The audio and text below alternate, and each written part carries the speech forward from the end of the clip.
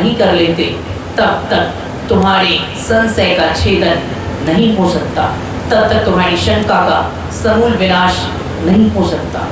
पार्थ, शरीर के भीतर हमारी चैतन्य आत्मा ही क्षेत्रज्ञ बनकर विराजमान है, जो परमात्मा का ही स्वरूप है, और वही आत्मा हमारे शरीर को ऊर्जा प्रदान करती है। जो इस प्रकार जान लेता है और अपने शरीर रूपी क्षेत्र में स्थित आत्मा रूपी क्षेत्रज्ञ को पहचान लेता है, उसे ईश्वर की प्राप्ति के लिए किसी तीर्थ स्थल में, किसी पूजा स्थल में, किसी मंदिर में या बाहरी किसी स्थान पर भटकने की आवश्यकता नहीं होती। किंतु हे अर्जुन, मनुष्याणां सहस्रेषु कश्चिद् यतति सिद्धये यत्तामपि सिद्धानां कश्चिद् मावेति तत्त्वतः। हे पार्थ, हजारों मनुष्यों में कोई एक इस तत्व ज्ञान को सुनकर समझ पाता है। उन समझने वालों में से भी कोई एक मेरी भक्ति करने के लिए संकल्प लेता है, और अनेकों मनुष्यों में से कोई एक मेरी भक्ति करने के लिए आगे बढ़ता है, और उन भक्ति करने वालों में से ही भी कोई विरला ही होता है जो जीते जी मुझे प्राप्त कर पाता है। अन्य लोग भक्ति के बीच मार्ग में भी भटक जाते हैं, भटक सकते हैं, और माया मोह का आकर्षण उन्हें सदा अपनी ओर बुलाता रहता है। हे पार्थ, इसलिए वो बहुत विरले भक्त होते हैं। हजारों मनुष्यानां सहस्रेषु, हजारों मनुष्यों में कोई एक मेरी ओर आगे बढ़ता है, और उन आगे बढ़ने वालों में से भी कोई विरला ही मेरी प्राप्ति करके अपने आप को परमात्मा समझकर परमात्मा में मिलकर परमात्मा को पाता है। अतः हे अर्जुन, भक्ति मार्ग पर चलने का यह दिव्य ज्ञान सुनने में जितना रुचिकर और प्रिय लगता है, करने में उतना ही कठिन और दुष्कर है। पार्थ, भक्ति की चर्चा सभी करते हैं, भक्ति मार्ग के बारे में तरह तरह की बातें सभी करते हैं, परंतु जब उसे जीवन में उतारने की आवश्यकता आती है तब बहुत से लोग उसे जीवन में उतारने से वंचित रह जाते हैं।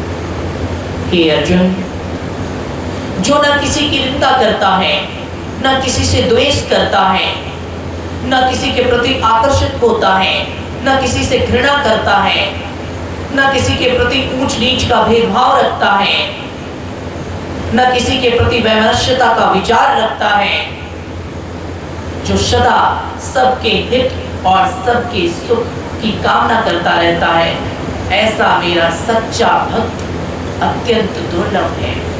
ऐसा मेरा भक्त मुझे सबसे अधिक प्रिय है। भक्तिमान में प्रियो नरः। हे पार्थ, ऐसे व्यक्ति के हृदय में मेरी विशुद्ध भक्ति वास करती है, और ऐसे सच्ची भक्ति से युक्त मेरा भक्त मुझे सबसे अधिक प्रिय होता है। अतः इस ज्ञान को समझो, इस ज्ञान को जानो, और अपने आप को दूसरों के प्रति अपकार की भावना से ऊपर उठाकर सबके उपकार की भावना को अपने मन में लाकर समस्त विकारों से अपने आप को हटाकर मुझ निर्विकार परमात्मा का ध्यान करते हुए अपने जीवन के समस्त कर्तव्यों का पालन करो। यदि तुम ऐसा करेगा तो पाप करते हुए भी तू पाप के दंड से बच जाएगा। यदि तेरे हाथ से पाप कर्म भी हो जाए तो तुम्हें उस पाप कर्म का कोई दंड भोगना नहीं पड़ेगा। हे पार्थ, ऐसी भक्ति और अपनी मुक्ति का यत्न करना केवल मनुष्य के लिए ही संभव है। मनुष्य योनि के अतिरिक्त अन्य किसी भी योनि से परमात्मा की भक्ति नहीं की जा सकती। अर्जुन ने पूछा, भगवान, मनुष्य योनि के अतिरिक्त अन्य किसी भी शरीर से परमात्मा की भक्ति क्यों नहीं की जा सकती? इसका कारण क्या है? श्री भगवान बोले, हे पार्थ, संसार में दो प्रकार की योनियां होती हैं। वैसे तो अनेक शरीरधारी और योनियों की संख्या कुल 84 लाख है, परंतु इन 84 लाख योनियों को 2 श्रेणियों में बांटा गया है। अर्जुन, एक होती है भोग योनि और दूसरी होती है कर्म योनि। कर्म योनि केवल एक है। 84 लाख योनियों में से कर्म योनि केवल एक है। बाकी जितने भी योनि हैं, जितने भी शरीर हैं, वो सब भोग योनियां हैं। पार्थ, मनुष्य का शरीर समस्त तीर्थों का घर है, समस्त पवित्रताओं का स्वामी है। मनुष्य शरीर के अंदर ही समस्त दिव्य विभूतियों, दैवीय गुणों अथवा देवताओं का वास है। मनुष्य का शरीर देवताओं के लिए भी दुर्लभ है, इसलिए मनुष्य के शरीर को कर्म योनि कहते हैं। और मनुष्य शरीर को छोड़कर अन्य किसी भी योनि को कर्म योनि नहीं, बल्कि अन्य सभी योनि को भोग योनि कहकर संबोधित किया गया है। अर्जुन ने पूछा, भगवान, कर्म योनि और भोग योनि, इन दोनों में अंतर क्या है? आपने कहा कर्म योनि केवल एक है और भोग योनियां अनेक हैं। मैं ये नहीं समझ पा रहा हूँ कि कर्म योनि और भोग योनि की परिभाषा क्या है। कर्म योनि किसे कहते हैं और भोग योनि किसे कहते हैं? श्री भगवान बोले, हे पार्थ, जिस शरीर में मनुष्य अपने किए हुए पाप अथवा पुण्य का दंड अथवा फल नहीं भोग सकता, जिस शरीर के किए गए कर्मों की गिनती नहीं की जाती, उस शरीर को भोग योनि कहते हैं। परंतु जिस शरीर के द्वारा किए गए प्रत्येक कर्म का लेखा जोखा चुकाना पड़ता है, जिस शरीर के द्वारा किए गए प्रत्येक कर्म का प्रारब्ध के अनुसार हिसाब चुकाना पड़ता है, उसी शरीर को कर्म योनि कहते हैं। अर्जुन, एक उदाहरण से यूं समझो, मनुष्य अपने जीवन में जो भी शुभ अशुभ कर्म करता है, इन शुभ और अशुभ कर्मों के अनुसार मनुष्य को अपने जीवन में पाप और पुण्य मिलते हैं और उसके अनुसार उस मनुष्य को सुख अथवा दुख भोगना पड़ता है। परंतु पशु, पक्षी, कीट, पतंग, इन सब के शरीरों में किए गए कर्मों का कोई फल नहीं मिलता। यही कर्म योनि और भोग योनि में अंतर है। मैं तुम्हें एक उदाहरण देकर बताता हूं। किसी मनुष्य ने किसी जीव जंतु को देखा या किसी मनुष्य ने मांस भक्षण करने की इच्छा से किसी पशु की अथवा किसी पक्षी की हत्या कर दी।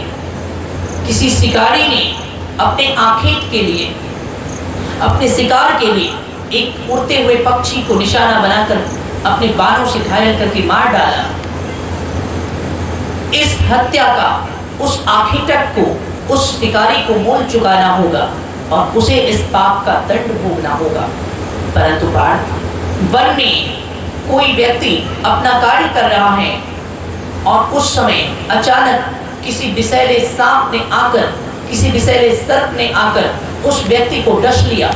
सांप के काटने से उस व्यक्ति की मृत्यु हो गई। सांप को इस हत्या का कोई पाप नहीं लगेगा। मनुष्य ने यदि किसी जीव जंतु की हत्या की तो मनुष्य को उसका पाप लगेगा, परंतु किसी अन्य जीवों ने यदि मनुष्य की हत्या कर दी तो उसे इसका कोई पाप नहीं लगेगा। क्यों? क्योंकि वो जितने जीव जंतु हैं, चाहे शेर बाघ हो, चाहे सर्प हो, चाहे कोई पक्षी हो, वो पहले से ही अपने पापों का फल भोग रहे हैं। वो पहले से ही भोग योनि में हैं। इसलिए उनके वर्तमान कर्मों का कोई महत्व और कोई गणना नहीं की जाती, ना ही उनके वर्तमान कर्मों का कोई महत्व होता है। परंतु मनुष्य भोग योनि में नहीं है। पार्थ, मनुष्य अपने कर्म योनि में है। वो चाहे तो अपने कर्म से अपना प्रारब्ध बदल सकता है, अपने कर्म से अपने भाग्य का निर्माता स्वयं बन सकता है। वो चाहे तो अपने कर्म से महानता की उच्च शिखर पर पहुंच सकता है। जो विवेक, जो प्रज्ञा, जो चेतना, उचित अनुचित का अंतर करने की जो क्षमता, मैंने मनुष्य को दी है वो मैंने किसी अन्य जीव जंतु को नहीं दी है। अतः मनुष्य को मैंने सबसे अधिक योग्य बनाया है, इसलिए मनुष्य का उत्तरदायित्व तो भी सबसे अधिक है। अर्जुन, यही अंतर है भोग्य योनि और कर्म योनि में। पार्थ, तुम भी इस समय कर्म योनि में हो, मनुष्य के शरीर में हो, इसलिए मनुष्य के शरीर में होते हुए पशुवत जीवन को जीने की कामना छोड़ो और मनुष्य योनि में जो तुम्हारा कर्तव्य है, जो तुम्हारा धर्म है, इस समय जो समय की तुमसे मांग है उस कार्य को करो। अपने वैरियों का अंत करो, अपना गांडीव उठाकर अपने शत्रुओं को परास्त करो और अपनी वीरता का प्रदर्शन करो। इस वर्तमान परिस्थिति और इस वर्तमान समय में यही तुम्हारा कर्तव्य है, यही तुम्हारा धर्म है। अर्जुन, इसी युद्ध को करने में तुम्हारा कल्याण है, यही युद्ध तुम्हारे लिए मुक्ति का मार्ग भी है और यही युद्ध तुम्हारे लिए शांति का द्वार भी है। अर्जुन ने कहा, भगवान, युद्ध भला मुक्ति का द्वार कैसे हो सकता है? या फिर युद्ध में तो हिंसा होती है, फिर युद्ध से शांति कैसे मिल सकती है? श्री भगवान बोले, हे पार्थ, वो हिंसा जो सारे संसार और सारे समाज को सुख प्रदान करने के लिए की जाती है, जो दूसरों के कल्याण के लिए होती है, उस हिंसा को करके भी मनुष्य को शांति की प्राप्ति होती है। और वो हिंसा जो केवल अपने व्यक्तिगत सुख भोग के लिए की जाती है, वो हिंसा जो केवल अपने अहंकार की पुष्टि के लिए की जाती है, वो हिंसा जो केवल अपने प्रभुत्व को स्थापित करने के लिए की जाती है, तो कितनी ही वीरता से क्यों ना की जाए, उससे मनुष्य को आत्मग्लानि, बेचैनी अर्थात अशांति की प्राप्ति होती है। इसलिए हे पार्थ, मन की तुच्छ दुर्बलता को त्याग कर अपने कर्तव्य पथ पर अडिग होकर तू खड़ा हो जा, यही मेरा अंतिम तत्वोपदेश है। अर्जुन ने पूछा, भगवान, आपने मुझ पर अनुग्रह करके अपनी महान विभूतियों, अपनी भक्ति, अपने भक्तों और क्षेत्र क्षेत्रज्ञ का तथा कर्म योनि और भोग योनि का वर्णन किया है। प्रभु, अब मैं ये जानना चाहता हूं कि इस दिव्य उपदेश का सारांश क्या है। मैं आपके अंतिम उपदेश को सुनना चाहता हूं। अपने कर्तव्य का पालन करने से पूर्व मैं इस संपूर्ण उपदेश का सार, इस संपूर्ण उपदेश का अंतिम निष्कर्ष अपने लिए जानना चाहता हूँ। आप मुझे इसका सारांश और अंतिम निष्कर्ष बताने की कृपा से। भगवान बोले, कि अर्जुन, क्या तुम सच में मेरे अंतिम उपदेश को सुनना चाहते हो? तो सुनो, मैं तुम्हें अपना अंतिम उपदेश देता हूँ, अपने संपूर्ण गीता उपदेश का अंतिम सारांश बताता हूँ। इसे सुनकर अपने हृदय में धारण कर लोगे तो कुछ और ग्रहण करने की आवश्यकता नहीं रहेगी, कुछ और जानने की, कुछ और मानने की और कुछ और समझने की आवश्यकता ही नहीं रहेगी। यदि सचमुच मेरा अंतिम ज्ञान सुनना चाहते हो तो केवल इतना ही है। अभी तक मैंने तुम्हें योग, नियम, धर्म, ज्ञान आदि की जो शिक्षा दी है, अभी तक मैंने तुम्हें जो कुछ भी बताया है, उन सब को भूल जाओ, उन सब को त्याग दो, उन सब को अपने मस्तिष्क से निकाल दो। यही मेरा अंतिम ज्ञान है। अर्जुन ने कहा, भगवान, ये आप क्या कह रहे हैं? इतने अमूल्य बातों को मैं त्याग दूं, अपने मस्तिष्क से ही निकाल दूं? आपने तो बड़ा दिव्य ज्ञान दिया है। ऐसा ज्ञान युगों युगों में कभी कभार ही सुनने को मिलता है। फिर आप ऐसा कैसे कह सकते हैं कि मैं ज्ञान, योग, नियम और धर्म के इस गूढ़ रहस्य को, आपके इस दिव्य तत्वोपदेश को भूल जाऊं, इससे तो सब व्यर्थ हो जाएगा, फिर इससे क्या लाभ होगा। श्री भगवान बोले, हे पार्थ, ये सत्य है कि मैंने तुम्हें ज्ञान, ध्यान, योग आदि की शिक्षा दी है, परंतु स्वयं मैं ज्ञान, योग, नियम, व्रत अथवा धर्म के पालन से प्राप्त नहीं होता। हे अर्जुन, मेरी प्राप्ति तो इन सब को निकालकर जब मनुष्य खाली कर देता है स्वयं को, उसे तब होती है। पार्थ, मैं बहुत विद्वान या ज्ञानी को नहीं मिलता, मैं बहुत धर्मात्मा को नहीं मिलता, मैं बहुत नियम या कर्म कांडों का पालन करने वाले को भी नहीं मिलता। अर्जुन ने पूछा, भगवान फिर आप किसे मिलते हैं। श्री भगवान बोले, सर्वधर्मानि परित्यज्य मामेकं शरणं व्रज, अहं त्वां सर्वपापेभ्यो मोक्षयिष्यामि मा शुचः। सब धर्मों के भेद भुलाकर एक मेरा शरणागत हो जा। सब धर्मों के भेद भुलाकर एक मेरा शरणागत हो जा। मैं हर पाप से मुक्ति दूंगा। शोक न कर मेरी भक्ति में हो जा। शोक न कर मेरी भक्ति में हो जा। सर्वधर्माणि परित्यज्य, हे पार्थ, सारे धर्मों को त्याग दो, सारे नियमों को त्याग दो, सारे कर्म कांडों को त्याग दो। जो ज्ञान मैंने दिया है उन सब को भूल जाओ और केवल एक मेरी शरण में पश्चाताप, समर्पण और प्रेम के आंसू बहाते हुए आ जाओ। सर्वधर्माणि परित्यज्य मामेकं शरणं व्रज, एकनिष्ठ मेरा आश्रय लेकर मेरी शरण में आ जाओ। यदि तुम ऐसा करोगे तो मैं प्रतिज्ञा करता हूँ कि मैं तुम्हें सब पापों से रहित और पवित्र करके मोक्ष का अधिकारी बना दूंगा। हे पार्थ, भक्त को मेरी शरण में ठीक उसी प्रकार आना चाहिए जैसे धूल, मल और कीचड़ से सना हुआ एक छोटा सा बच्चा रोता रोता बिलखता बिलखता हाथ बढ़ाकर अपनी माँ की गोद की ओर दौड़ता है।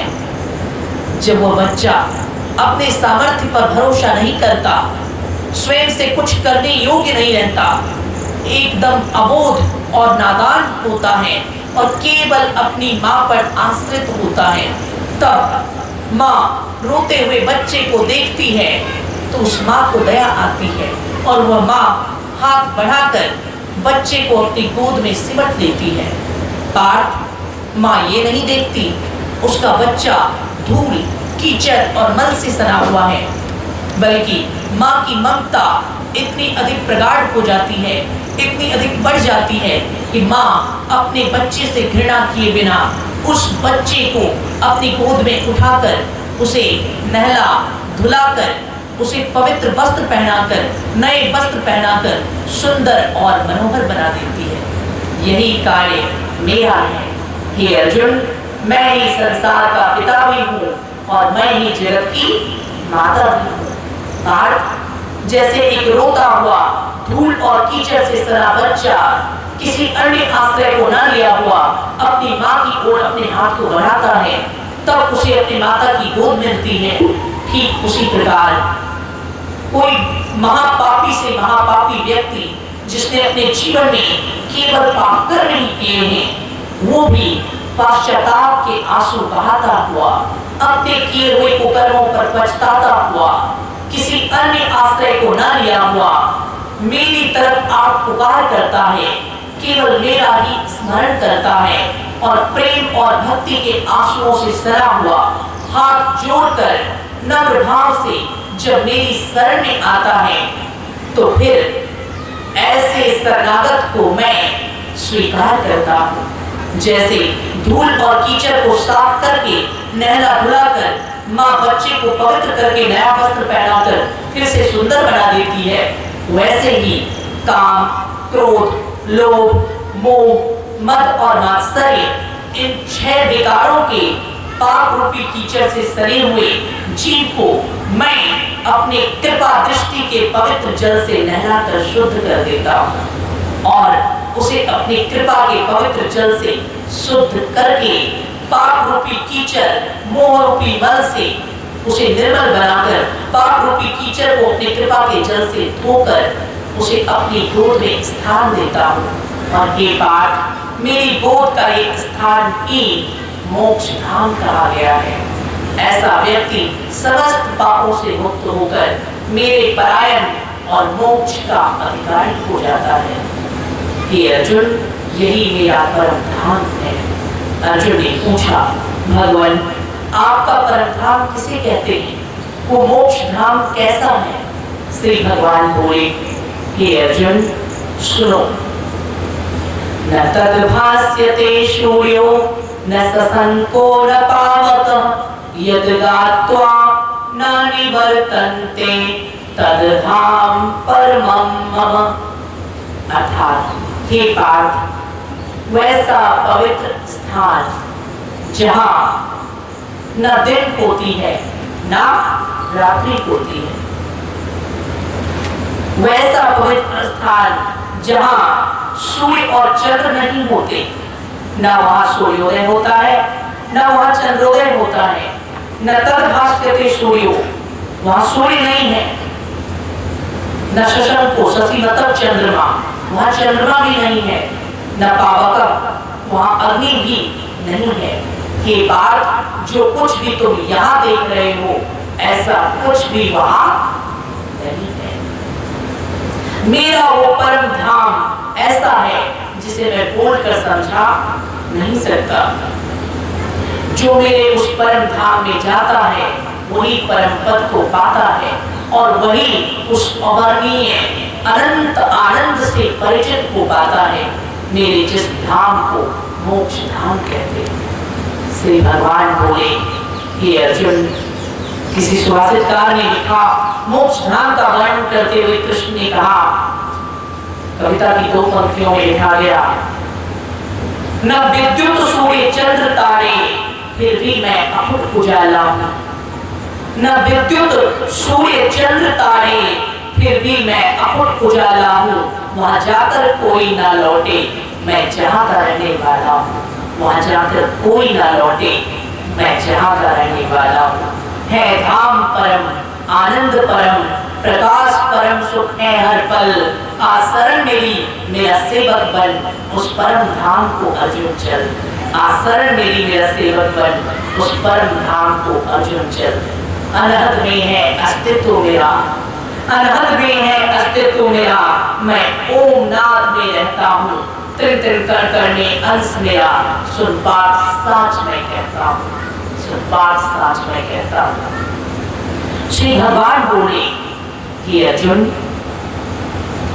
इस पृथ्वी लोक पर अथवा इस भौतिक जगत में प्रकाश के लिए विद्युत की, सूर्य की, चंद्र की और तारों की आवश्यकता होती है। पर जो मेरा परम धाम है अर्जुन, वहाँ विद्युत नहीं है, वहाँ सूर्य नहीं है, वहाँ चंद्र नहीं है, वहाँ तारे नहीं है। बिना बिजली के, बिना सूर्य के, बिना चंद्र के और बिना तारों के भी वहाँ अनंत प्रकाश है।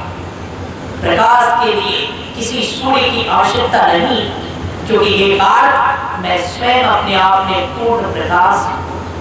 अतः मेरे ही प्रकाश से सूर्य में चमक आती है, मेरे ही प्रकाश से चंद्र में ज्योति आती है, मेरे ही प्रकाश से बिजलियां करती हैं, मेरे ही प्रकाश से संसार के सारे प्रकाश पुंज प्रकाशित होते हैं। मैं सबको प्रकाश देता हूँ, परंतु मुझे किसी से प्रकाश लेने की कोई आवश्यकता नहीं है, क्योंकि ये बात न विद्युत सूर्य चंद्र तारे फिर भी मैं अखुट उजाला हूँ। बिना बिजली के, बिना तारों के, बिना चंद्रमा और बिना सूर्य के मैं अपने आप में अनंत प्रकाश हूँ।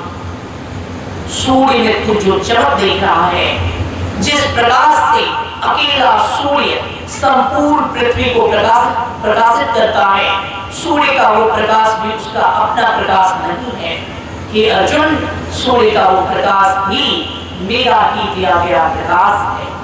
मेरी ज्योति के कण मात्र से मेरी ज्योति के लेस मात्र से चमक कर सूर्य सारे जगत को प्रकाशित करता है।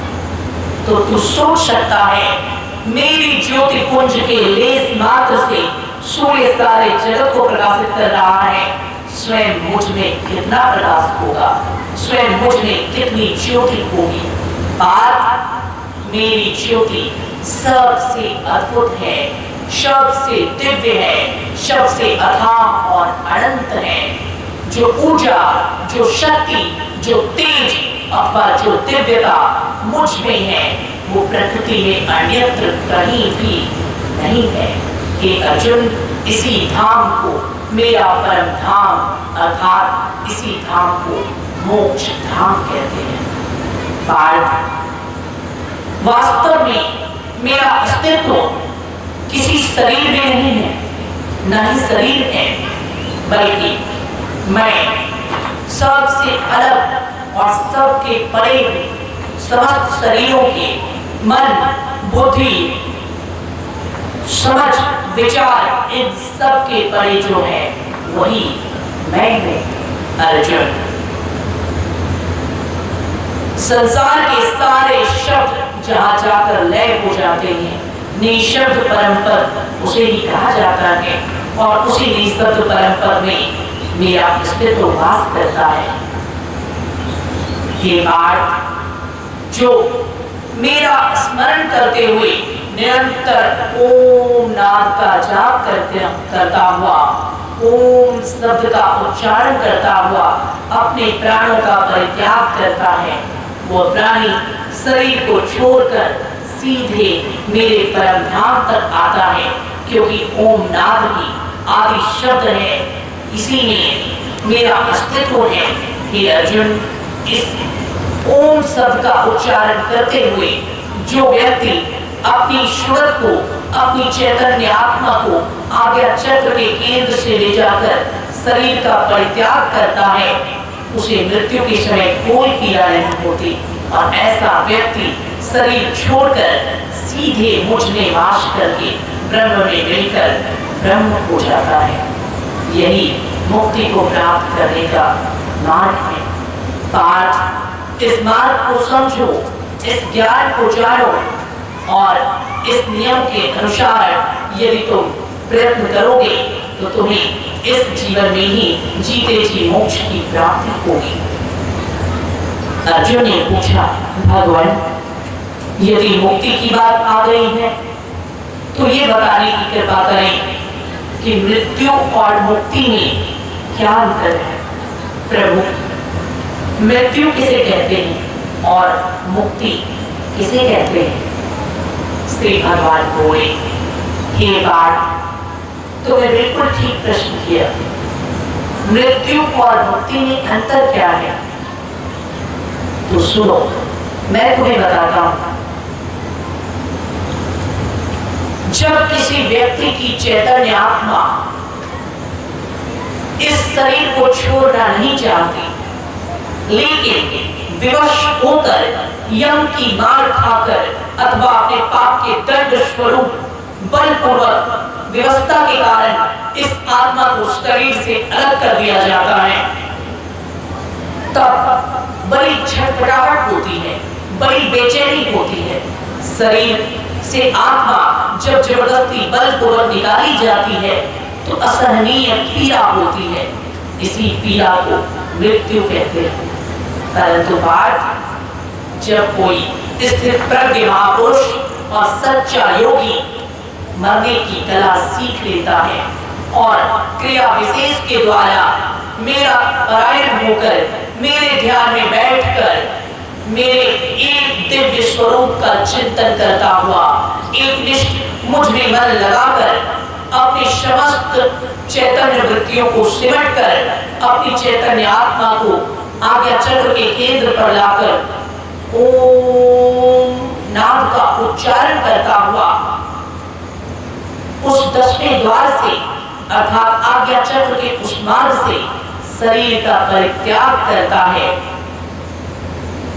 ऐसे व्यक्ति को बलपूर्वक शरीर त्यागना नहीं पड़ता, बल्कि ऐसा व्यक्ति संसार में अपने सारे कर्तव्यों का पालन करके अपनी इच्छा से इस नश्वर शरीर को स्वयं ही त्याग देता है, उसे कोई पीड़ा नहीं होती और इसी अवस्था का नाम मुक्ति है। जब आत्मा शरीर को छोड़ना न चाहे फिर भी बलपूर्वक यम की मार खाकर उसे शरीर को त्यागना पड़े, उस अवस्था को मृत्यु कहते हैं, जिसमें बड़ी पीड़ा होती है। और जब आत्मा परमात्मा को पहचान कर अपने आप ही शरीर का परित्याग करके ओम नाम का उच्चारण करता हुआ आज्ञा चक्र के केंद्र से होकर स्वयं ही शरीर से निकल जाए, अर्थात उसे यम की मार खाने की आवश्यकता न पड़े, तो स्वयं से त्यागे गए इस शरीर को ही मुक्ति का नाम दिया।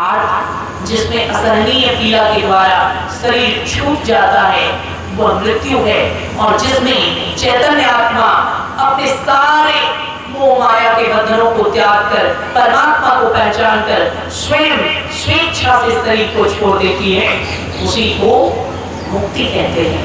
यही अंतर है मृत्यु और मुक्ति में। हे बात एक और परम सत्य है, मृत्यु के समय अंत काल में मनुष्य जिस प्रकार का चिंतन करता है, जिस प्रकार का विचार अथवा व्यवहार करता है, अंत काल में वह मनुष्य जिसे स्मरण करता है, इसी के अनुसार उस मनुष्य का पुनर्जन्म निश्चित हो जाता है। इसलिए हे अर्जुन, प्रत्येक मनुष्य के लिए ये परम आवश्यक है कि मृत्यु के समय अंत काल में वो किसी भी भौतिक वस्तु का, किसी भी सांसारिक व्यक्ति का, किसी भी सांसारिक जीव अथवा पदार्थ का चिंतन ना करे। यदि वो ऐसा करेगा तो उसका अगला जन्म उसी रूप में होगा, उसी के अनुसार उसका अगला कर्म बंधन बढ़ जाएगा, फैल जाएगा। अर्जुन, इसलिए ये आवश्यक है अंत काल में कोई कितना ही पापी अथवा दुरात्मा क्यों ना हो, वो यदि केवल मेरा स्मरण करता हुआ, केवल मुझे याद करता हुआ, केवल मेरे श्री चरणों में अपने आप को एकाग्र करता हुआ यदि शरीर को छोड़ देता है, तो मैं उसके सारे पापों को क्षमा कर देता हूँ और उसका पुनर्जन्म होने नहीं देता। हे पार्थ, मृत्यु के समय के अंत काल का सबसे विशेष महत्व है। यही अंतकाल जीवन का सबसे निर्णायक समय, जीवन का सबसे निर्णायक काल कहा जाता है। अर्जुन ने पूछा, भगवान,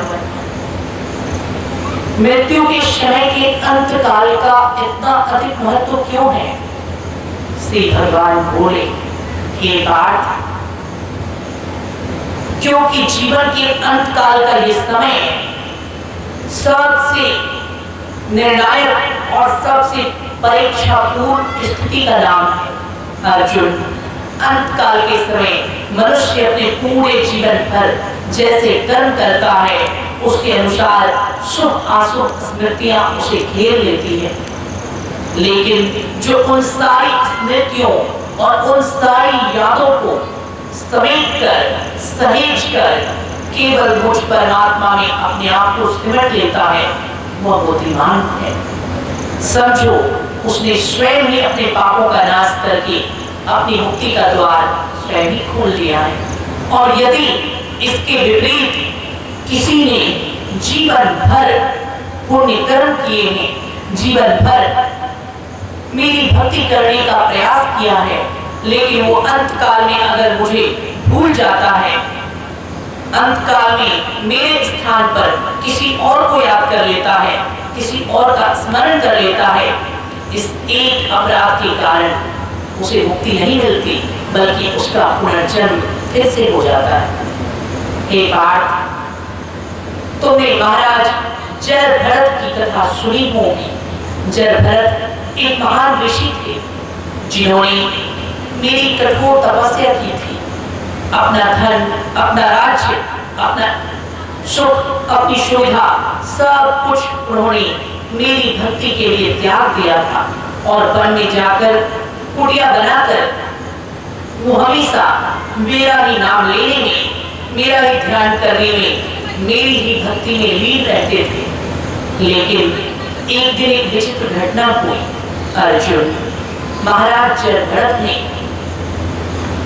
हिरण के एक छोटे से बच्चे को देखा। हिरण के उस छोटे से मासूम बच्चे को देखकर महाराज जलभरत को लगा, ये तो घनघोर वन है, जंगल है, यहाँ भयंकर हिंसक पशु और निर्दयी स्वभाव के आखेटा अर्थात शिकारी घूमते रहते हैं। हिरण का ये बच्चा बड़ा अबोध है, कोमल है, आश्रयहीन है, इसकी रक्षा करने वाला कोई नहीं। उन्हें हिरण के बच्चे पर दया आ गई और उन्होंने सोचा, मैं इस बच्चे को इस भयंकर वन में अपनी सुरक्षा प्रदान करूंगा और मैं इसे अपने आश्रम में आश्रय प्रदान करूंगा। ऐसा विचार करके महर्षि जलभरत ने हिरण के उस बच्चे को अपने आश्रम में लाकर पालना प्रारंभ कर दिया। पार्थ, किसी जीव जंतु पर दया करना धर्म है, किसी जीव जंतु को आश्रय देना धर्म है, प्रत्येक प्राणी मात्र से प्रेम करना भी धर्म है। परंतु किसी जीव के मोह जाल में फंसकर केवल उसी जीव का होकर रह जाना, ये धर्म नहीं, ये भूल है, ये अधर्म है। महर्षि जलभरत से यही भूल हो गई। उन्होंने हिरण के बच्चे को आश्रय दिया, यहाँ तक सब ठीक था। उन्होंने हिरण के बच्चे को पालना आरंभ किया, इसमें भी कोई आपत्ति नहीं थी, ये भी धर्म था। परंतु हिरण के बच्चे को पालते पालते वो हिरण के बच्चे में ही आसक्त हो गए। अब सोते जागते उठते बैठते उन्हें केवल हिरण के बच्चे का ही स्मरण रहता था। पार्थ, जिस हृदय में पहले केवल मेरी याद आती थी, जिस हृदय में पहले केवल मेरी छवि बसती थी, उस हृदय से मेरी छवि जाती रही और मेरी छवि के स्थान पर उस हृदय में हिरण के बच्चे की वही छवि बस गई। और फिर समय अपनी गति से बीतता गया। महर्षि जलभरत और अधिक वृद्ध और दुर्बल होते गए। अंततः वो समय आया जब वो मरणासन्न हो गए, मृत्यु शैया पर लेट गए। अंत समय में उन्हें मेरा स्मरण करना चाहिए था, लेकिन प्राण त्यागने से पहले उनके मन में ये विचार आया, मैं तो संसार को छोड़कर जा रहा हूं, लेकिन मेरे जाने के बाद मेरे इस हिरण के बच्चे का क्या होगा? मैंने इसे अपने पुत्र से बढ़कर प्रेम किया, अब मेरा ये शरीर नष्ट हो रहा है। मेरे जाने के बाद कहीं कोई हिंसक पशु हिरण के इस बच्चे को खा न जाए, कहीं कोई शिकारी इसका आखेट न कर ले, कहीं कोई इसे क्षति न पहुंचा दे। यदि स्वयं के प्राण त्यागने से पहले मैं हिरण के इस बच्चे को सुरक्षित रख पाता तो शांति से इस जीवन को त्याग सकता था। अर्थात मरते मरते भी उनके मन में हिरण के बच्चे की याद और मरते मरते भी उनके मन में हिरण के बच्चे की ही चिंता रही। जानते हो पार्थ, इसके पश्चात क्या हुआ?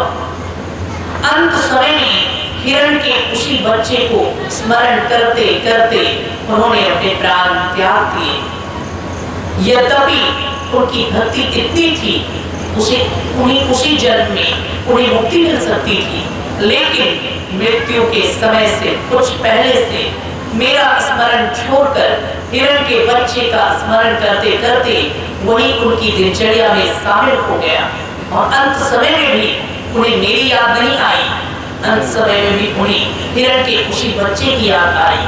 परिणाम ये हुआ, इतने महान ऋषि का अगला जन्म एक हिरण के बच्चे के रूप में होता है और हिरण बनकर उस वन भटकते रहे। हे अर्जुन, यही मृत्यु के समय मनुष्य की चित्तवृत्ति के भटक जाने का दुष्परिणाम होता है। यदि अंत काल में कोई व्यक्ति ईश्वर का स्मरण छोड़कर संसार का स्मरण कर लेता है तो फिर उसके मुक्ति की संभावना समाप्त हो जाती है। और उस समय जब उसकी मुक्ति की संभावना समाप्त हो जाती है तो बड़े से बड़े भक्त को भी फिर से संसार में आना पड़ता है। अर्जुन ने पूछा, भगवान, जो आपका भक्त है, जिसने जीवन भर आपका आश्रय लिया है, हे माधव, क्या आपका ये कर्तव्य नहीं है यदि अंत समय में वो संसार की ओर भटक जाए तो आप उसकी स्मृति में स्वयं बस जाए? श्री भगवान बोले, हाँ पार्थ, ये भी हो सकता है, परंतु इसके लिए समस्या ये है, अंत समय में यदि वो मुझे अपनी सहायता के लिए पुकारेगा, हे प्रभु, मैं आपका स्मरण नहीं कर पा रहा, मुझे संसार की याद आ रही है, अतः आप मेरी स्मृति में बस जाएं। ऐसी आर्त पुकार भी यदि अंत समय में प्राणी कर ले तो अपने ऐसे जिसने जीवन भर मेरी भक्ति की है, कुछ अपराध के कारण अंत समय में थोड़ा भटक गया, उसने आर्त होकर विनयी भाव से मुझे पुकार लिया, ऐसे व्यक्ति को अंत समय में मैं अपनी याद स्वयं दिला देता हूँ और उसे मुक्ति में स्वयं प्रदान करता हूँ। परंतु यदि वो इतना भी न कर पाए तो फिर उसका पुनर्जन्म कभी छूट नहीं सकता। हे अर्जुन, संसार में बार बार जन्मना, मरना, रोगग्रस्त होना और वृद्ध होना, ये 4 प्रकार के कष्ट होते हैं जिन्हें जन्म, मृत्यु, जरा और व्याधि कहकर संबोधित किया गया है।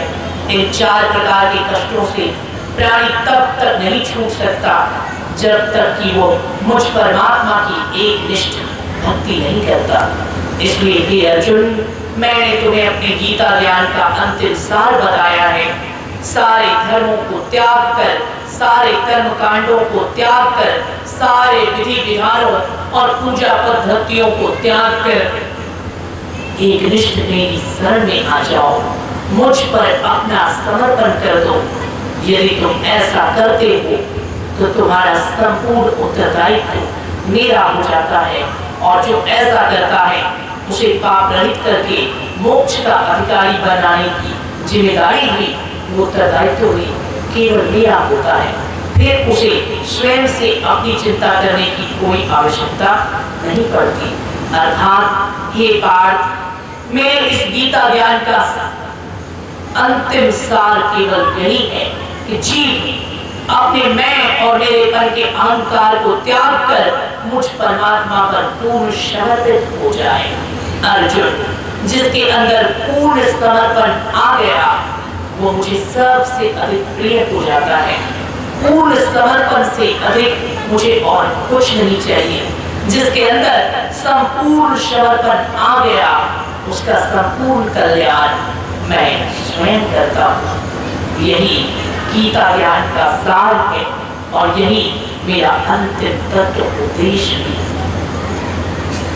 अर्जुन ने कहा, हे भगवान, आज आपके श्रीमुख से इस दिव्य ज्ञान के, इस दिव्य उपदेश को सुनकर मैं अपने आप को कृत और धन्य धन्य समझ रहा हूँ। प्रभु, मैं उस मोह का आभारी हूँ जो मेरे हृदय में प्रकट हुआ।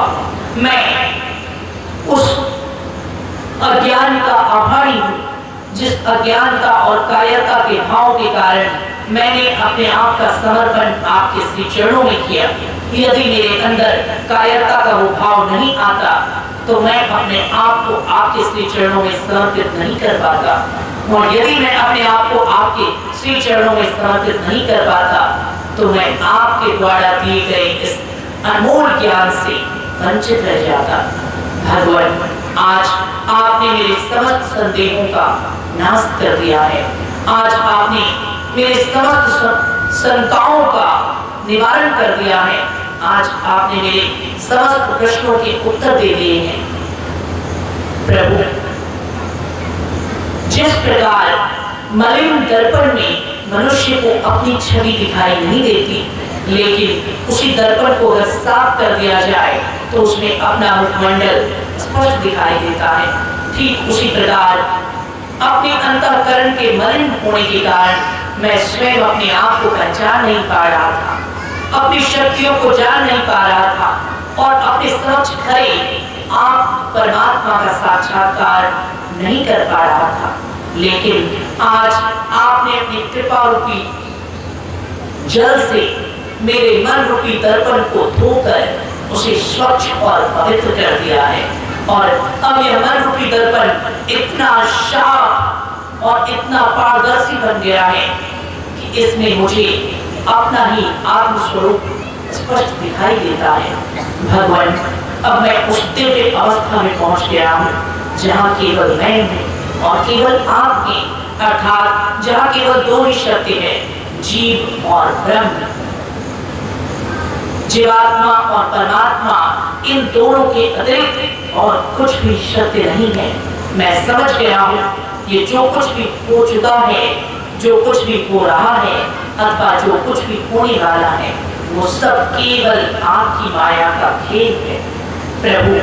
इसलिए मैं कर्तापन के समस्त अहंकार को त्याग कर अपने आप को आपका भक्त बनाकर, अपने आप को आपका शिष्य मानकर, अपने आप को आपका आश्रित जन मानकर, अपने आप को शून्य मानकर, अपने आप को आपका रचा हुआ खिलौना मानकर, अपने आप को मैं आपके श्री चरणों में अर्पित करता हूँ। हे योगेश्वर, हे दया सागर, हे चराचर पति, हे लक्ष्मीपति, हे सच्चिदानंद, हे परब्रह्म, हे अविनाशी, हे सत्पुरुष, हे विराट पुरुष, हे अधिनायक, हे जगदीश्वर, हे परमेश्वर, मुझे आदेश दीजिए कि मुझे क्या करना है। श्री भगवान बोले, हे पार्थ, अर्जुन, ये महाभारत का महापर्व तेरे बिन कैसे बनेगा। भगवान ने अर्जुन से कहा, हे अर्जुन, तुम इस असमय में अपने गांडीव को भला नीचे कैसे रख सकते हो। अतः अर्जुन, ये महाभारत का महापर्व तेरे बिन कैसे बनेगा। आज अगर मौन रहा तो कब तेरा ये धनुष बनेगा। अर्जुन, ये महाभारत का महापर्व तेरे बिन कैसे बनेगा। श्री भगवान बोले, हे मित्र, हे भक्त, हे सखा, हे समर्पित, हे अनुयायी, मैं तुम्हारे इस समर्पण को स्वीकार करता हूँ और हे पार्थ, उठो, मैं तुम्हें आदेश देता हूँ, अपने कर्तव्य का पालन करो, अपने धर्म को पहचानो, वर्तमान परिसरो। पार्थ, नियति ने जो उत्तरदायित्व तुम्हें सौंपा है, वो उत्तरदायित्व पूर्ण करना है तुम्हें। इस युद्ध की दशा और इस युद्ध की दिशा निर्धारित करनी है तुम्हें। गांडीव उठाकर सरसंधान करना है तुम्हें, अधर्मियों का विनाश करना है तुम्हें अपने धनुष की प्रत्यंचा और मुझे तुम्हारे घोड़े की लगाम थामनी है।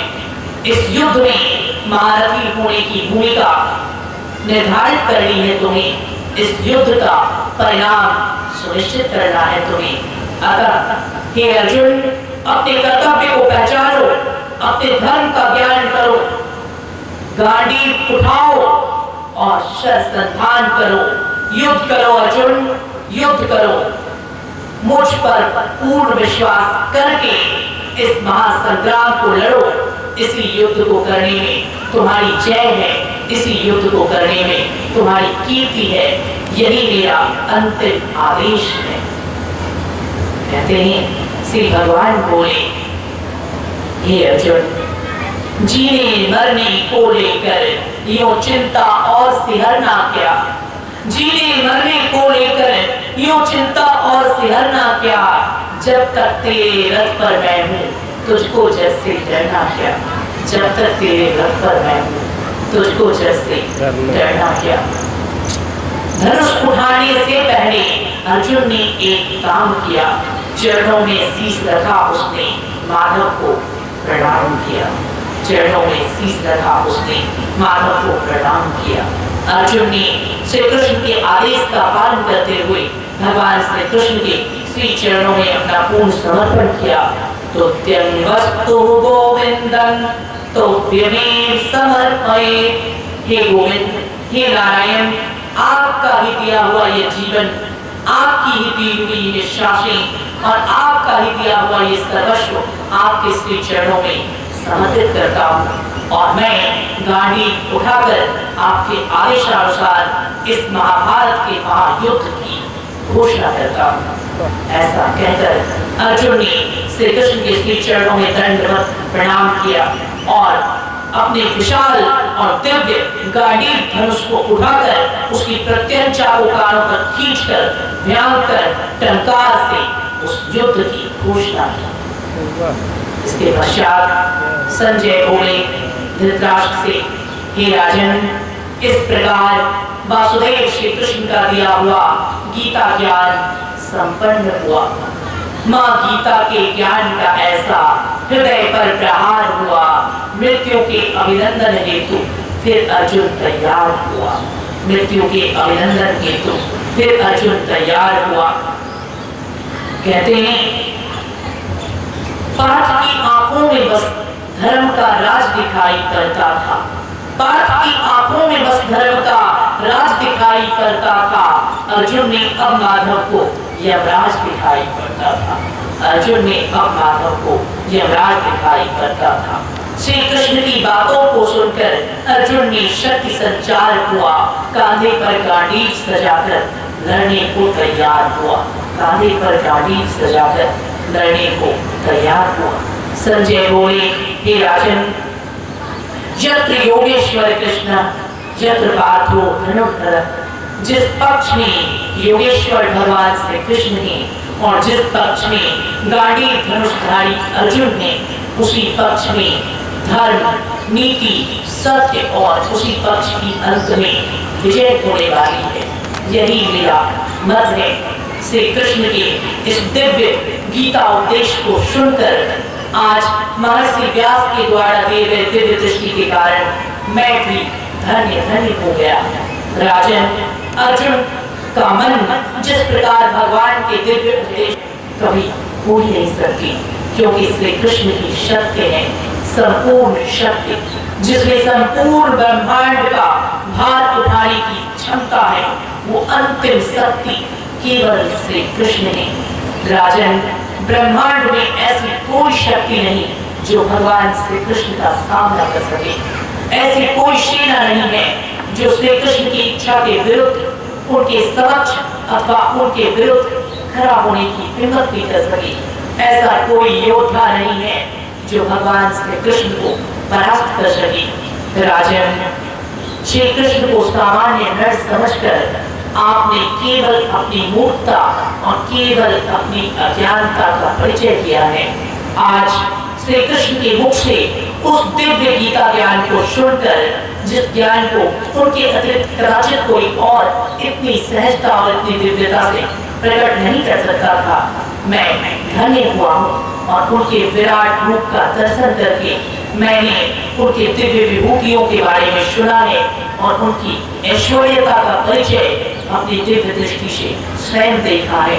इसलिए महायोगेश्वर पर ब्रह्म परमात्मा सच्चिदानंद स्वरूप श्री कृष्ण के श्री चरणों में मैं बारंबार नमन तथा नमस्कार करता हूँ। इस प्रकार संजय ने धृतराष्ट्र को भगवान श्री कृष्ण की महिमा का वर्णन करके भगवान श्री कृष्ण की दिव्यता का ज्ञान दिया और संजय ने धृतराष्ट्र को सुनाया, महाराज, अर्जुन की अज्ञानता और अर्जुन का मोह दूर हो चुका है और यहाँ तक भगवान श्री कृष्ण का दिया गया गीता ज्ञान संपन्न माना जाता है।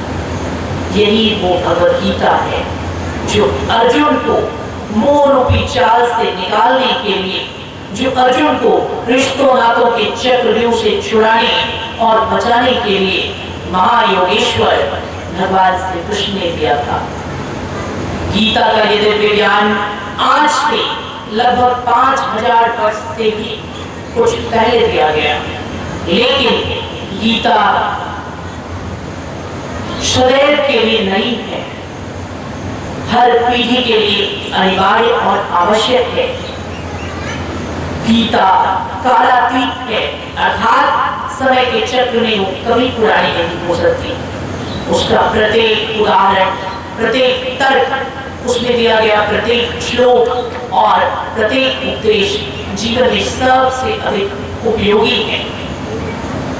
और कोई मनुष्य ये न समझे कि गीता का ये ज्ञान केवल अर्जुन को दिया गया है, अभी तो ये दिव्य ज्ञान केवल अर्जुन को नहीं, अर्जुन को माध्यम बनाकर समस्त मानव जाति को दिया गया है। गीता केवल एक धर्म, एक मजहब अथवा एक संप्रदाय को मानने वाले के लिए नहीं है, बल्कि गीता का ज्ञान धर्म, मजहब और संप्रदाय की सीमाओं से भी बड़े है। ऐसा नहीं है कि केवल सनातनी ही इस गीता का अनुसरण कर सकते हैं या गीता केवल सनातनियों के लिए है, नहीं। चाहे सनातनी हो, चाहे इस्लामी हो, चाहे ईसाई हो, चाहे सिख हो, चाहे बौद्ध हो, चाहे जैन हो, चाहे किसी अन्य संप्रदाय को मानने वाले हो, चाहे वैष्णव हो, चाहे शैव हो, सबके लिए ये ज्ञान सबसे अधिक उपयोगी है। सबके जीवन में तरह तरह की समस्याएं आती है, इसलिए हर व्यक्ति को इस दिव्य ज्ञान का बारंबार स्मरण, पठन, पाठन और श्रवण करते रहना चाहिए, जिससे जीवन के हर प्रश्न का उत्तर मिलता है और जीवन की हर समस्या से मुक्त होने की प्रेरणा मिलती है। गीता में भगवान श्री कृष्ण के बताए गए ज्ञान के एक एक उदाहरण, ऐसा लगता है हर मनुष्य अगर अपने ऊपर उतार कर देखे तो हर व्यक्ति के जीवन में कोई ना कोई ऐसी समस्या, कोई ना कोई ऐसा प्रश्न अवश्य आता है, जिसे ढूंढने के लिए वो इधर उधर भटकता रहता है। अपने जीवन की भौतिक समस्याओं से मुक्ति पाने के लिए यदि प्रत्येक प्राणी भगवत गीता की शरण लेगा तो गीता के किसी न किसी अध्याय में कोई ना कोई एक ऐसा श्लोक अथवा कोई ना कोई ऐसा अर्थ अवश्य मिल जाता है, जिससे प्राणी को अपनी जिज्ञासा और अपने प्रश्नों का उत्तर बिना मांगे अपने आप ही प्राप्त हो जाता है। महाभारत संसार का सबसे विशाल ग्रंथ है और महाभारत रूपी इस विशालतम ग्रंथ में गीता रूपी ग्रंथ छिपा हुआ है। गीता रूपी दिव्य मोती छिपा हुआ है। जैसे सागर मंथन से देवताओं ने समुद्र को मथकर अमृत को प्राप्त किया था, ठीक उसी प्रकार महाभारत रूपी ग्रंथ के मंथन से गीता ज्ञान रूपी अमृत सारे संसार और सारे समाज को दिया गया है। गीता ज्ञान रूपी अमृत सारे समाज और सारे संसार को प्राप्त हुआ है। तो भगवान श्री कृष्ण के इस दिव्य उपदेश के लिए सारी मानव जाति और संपूर्ण ब्रह्मांड के समस्त जीव युगों युगों तक उनके कृतज्ञ रहेंगे। यदि अर्जुन को निमित्त बनाकर उन्होंने गीता का ज्ञान हम सब के लिए न छोड़ा होता तो हम सबको जीवन में आगे बढ़ने की प्रेरणा, अपने जीवन में समस्त विपत्तियों से लड़कर सद्मार्ग पर चलते हुए संघर्ष करने की प्रेरणा, भावनाओं से ऊपर उठकर धर्म का पालन करने की प्रेरणा कहीं और से नहीं मिल सकती। इसलिए गीता के इस महत्वता और गीता ज्ञान के इस महानता का जितना वर्णन किया जाए, इसकी जितनी प्रशंसा की जाए वो कम है। इस प्रकार आप लोगों ने भगवान श्री कृष्ण के इस दिव्य तत्व उपदेश को श्रवण किया, इस दिव्य तत्व उपदेश को सुना, समझा और जाना। गीता में जितनी गूढ़ और जितने सार ज्ञान के प्रकरणों और श्लोकों को आपने सुना है, उनके अर्थों को आपने सुना है, उसका कुछ अंश भी यदि आप अपने जीवन में उतार पाए तो आप सबका यहाँ आना सार्थक माना जाएगा। यदि उसका कुछ अंश भी आप अपने जीवन में अनुकरण कर पाए तो मेरा भी यहाँ आना सार्थक माना जाएगा। अन्यथा यदि उस दिव्य ज्ञान को हम अपने जीवन में कुछ अंश में भी उतार ना पाए तो फिर ऐसे दिव्य ज्ञान को सुनना भी व्यर्थ ही हो जाएगा। इसलिए मैं ये अपेक्षा करता हूँ आप सबने 2 दिनों तक भगवान श्री कृष्ण के इस दिव्य तत्वोपदेश को, श्रीमद् भगवद गीता को, जो देवांगत आत्मा की शांति के लिए सुना, उसमें जो बातें आपको रुचिकर लगी हों, जो बातें आपको प्रिय लगी हों, जो बातें आपको ठीक ठीक समझ में आई हों, उन्हें आप निश्चित रूप से अपने आचरण में उतार कर अपने जीवन में चरितार्थ करें, जिससे आपको जीवन जीने का सही मार्ग मिल सके। दूसरी बात यह है कि गीता का ये दिव्य ज्ञान अथाह है, दिव्य है, अद्भुत है। मैं या मुझ जैसा कोई एक साधारण व्यक्ति श्री कृष्ण के उस दिव्य उपदेश का वर्णन नहीं कर सकता। वो तो हमें अपनी तुच्छ बुद्धि के आधार पर टूटी फूटी भाषा में किसी प्रकार से अपनी होंगी, उसके लिए मैं आप सबसे क्षमा प्रार्थी हूँ और परम प्रभु परमात्मा महायोगेश्वर भगवान श्री कृष्ण के श्री चरणों में उन कमियों और उन त्रुटियों को समर्पित करता हूँ। कहते हैं स्वयं व्यास, वाल्मीकि, नारद, याज्ञवल्क्य और सुखदेव जैसे महान ऋषि मुनि भी भगवान श्री कृष्ण के इस तत्व उपदेश का ठीक ठीक वर्णन नहीं कर सकते। जो नारायण की वाणी है उसे सही सही अर्थों में केवल नारायण ही समझा सकते हैं। कोई भी नर उसका ठीक ठीक वर्णन नहीं कर सकता। फिर भी अपनी अपनी बुद्धि, अपने अपने मत, अपने अपने विचार और अपने अपने विवेक के अनुसार हर व्यक्ति श्री कृष्ण के इस गीता ज्ञान का अपने अपने हिसाब से स्मरण करता है। गीता केवल भारत ही नहीं, विदेशों में भी पढ़ी जाती है। और आज ऐसे देश जहां लोग हिंदी और संस्कृत को नहीं समझते, ऐसे देशों में भी अन्य अन्य भाषाओं में गीता का अनुवाद करके श्रीमद् भगवद गीता को पहुंचाया गया है। और ये हम सबके लिए बड़े खेद की बात है कि विदेशी दल गीता को उच्च सम्मान दे रहे हैं, गीता के ज्ञान को अपने देशों में अनुकरणीय बना रहे हैं, और हम सनातनी होते हुए, भारतवासी होते हुए, श्री कृष्ण के अनुयायी होते हुए, श्री कृष्ण की भूमि से होते हुए भी गीता के इस दिव्य ज्ञान को भूलते जा रहे हैं। मैंने कल ही आपसे कहा था, हमने कृष्ण को अपनी कल्पनाओं में केवल माखन चुराते हुए, केवल रास नचाते हुए, केवल शरारत करते हुए, केवल गोपियों तक नाचते हुए सीमित रखा है। हमने कृष्ण को कभी बड़ा होने ही नहीं दिया। हमने कृष्ण के गीता ज्ञान को कभी जाना ही नहीं। आज आप देखिए तो नाचने वाले, कृष्ण की पूजा करने वाले सैकड़ों मिल जाएंगे, सहस्त्रों मिल जाएंगे। माखन छुड़ाने वाले कृष्ण को, अगरबत्तियां दिखाने वाले अनेकों मिल जाएंगे, लेकिन गीता सुनाने वाले कृष्ण को जानने वाला कोई विरला ही नहीं। अपनी सुविधा के अनुसार हम भगवान को भी, लोग कहते हैं कि हम जिस चीज में अपनी सुविधा देखते हैं, अपनी सुविधा के अनुसार हम भगवान को भी आजीवन बच्चे ही बने रहने देना चाहते, उनको भी बड़ा होने देना ही नहीं चाहते। कृष्ण क्या है, कृष्ण के तत्व को आप तब समझ पाएंगे जब आप माखन चोर कृष्ण से ऊपर उठकर, रास रचैया कृष्ण से ऊपर उठकर, बंसी बजाने वाले कृष्ण से ऊपर उठकर गीता का ज्ञान सुनाने वाले कृष्ण तक पहुंच पाएंगे।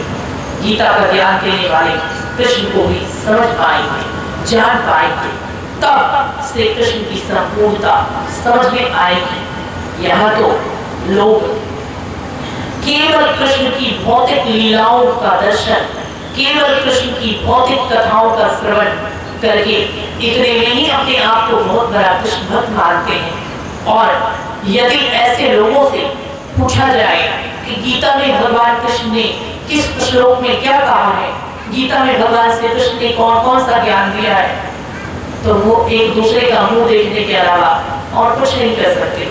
इस बारे में वो कुछ नहीं बता पाएंगे। यही हमारी विडंबना है, यही हमारे लिए बहुत खेद की बात है।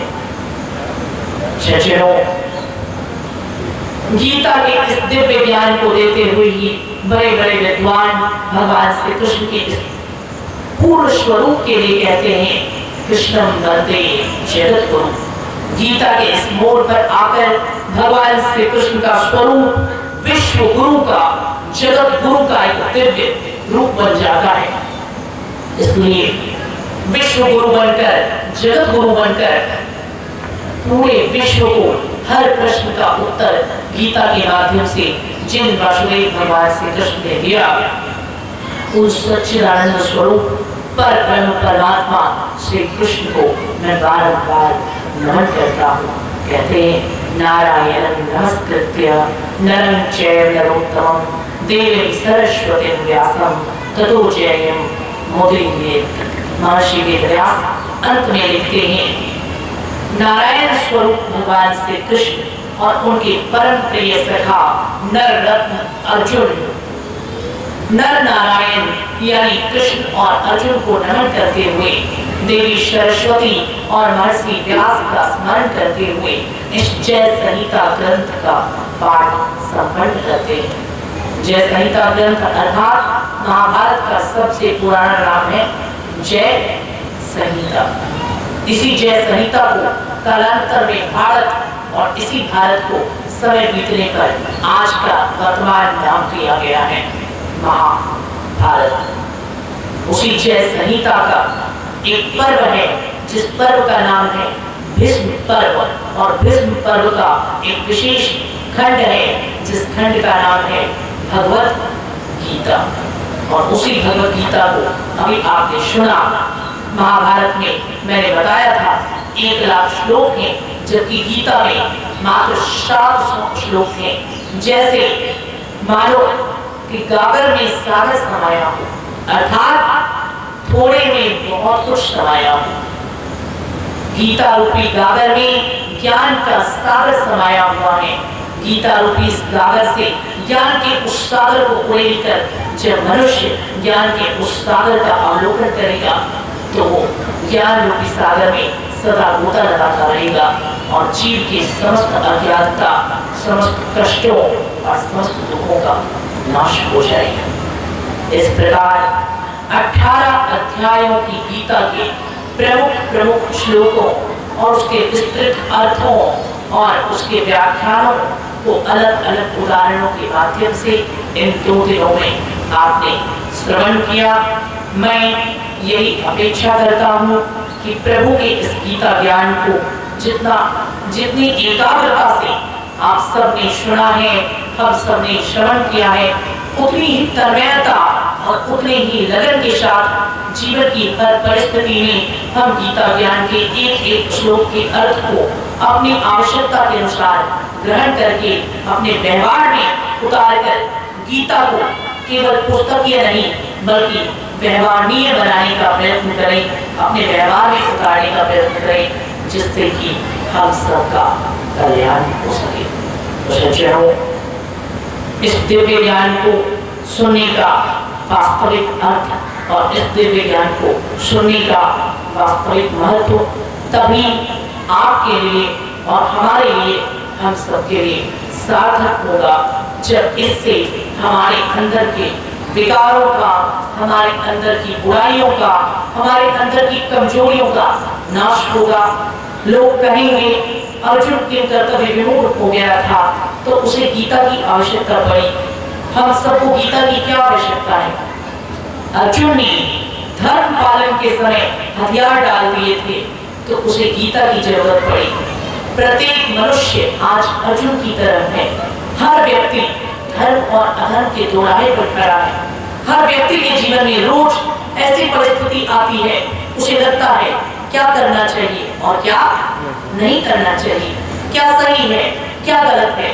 जब भी ऐसी परिस्थिति आती है तब आप अपने आप को अर्जुन की तरह समझें और यह माने आप भी धर्म और अधर्म के उचित और अनुचित के दोराहे पर खड़े हैं। तो जितनी आवश्यकता उस समय गीता ज्ञान की अर्जुन की को थी, उतनी ही आवश्यकता आज की इस वर्तमान पीढ़ी के बच्चे को, प्रत्येक युवा को और प्रत्येक मनुष्य को गीता के दिव्य ज्ञान है। इसे अपने जीवन में उतारने की उतनी जरूरत है, तभी हम सबका कल्याण होगा और तभी हम सबके अज्ञानता के अंधकार का विनाश होगा। यही इस दिव्य उपदेश का सारांश है और श्री कृष्ण के वास्तविक जगत गुरु स्वरूप का प्रत्यक्षीकरण कुरुक्षेत्र के मैदान में हुआ है। कहते हैं संसार का ऐसा कोई गुरु नहीं हुआ जिसने युद्ध के मैदान में ज्ञान दिया, लेकिन श्री कृष्ण ने इस असंभव को भी संभव कर दिया। गुरुओं को ज्ञान देते हुए आपने आश्रम में सुना होगा, शिक्षकों को ज्ञान देते हुए आपने विद्यालय में सुना होगा, लेकिन किसी भी गुरु या शिक्षक को लड़ाई के मैदान में ज्ञान देते हुए आपने कभी नहीं सुना होगा। लेकिन इस असंभव को भी जिन्होंने संभव कर दिया वो मेरे श्री कृष्ण ने। संसार का हर गुरु आश्रम में, विद्यालय में या शिक्षण संस्थानों में बैठकर ज्ञान देता है, लेकिन वो कृष्ण ने वो विद्यालय की खोज नहीं करते, आश्रम की खोज नहीं करते, वो कृष्ण ही। उनका ज्ञान इतना दिव्य है जो लड़ाई के मैदान को भी आश्रम से अधिक पवित्र बना देता है, और युद्ध के मैदान में भी ज्ञान देना प्रारंभ कर दे तो उस ज्ञान की भी वंदना की जाती है। ऐसे सर्वेश्वर, ऐसे सर्वशक्तिमान श्री कृष्ण को बारंबार नमन करते हुए गीता ज्ञान की संपूर्णता और गीता ज्ञान की पूर्णता की मैं घोषणा करता हूं। इस वीडियो को लाइक करें, हमारे चैनल को सब्सक्राइब कर बेल आइकन जरूर प्रेस करें हमारी न्यू वीडियोस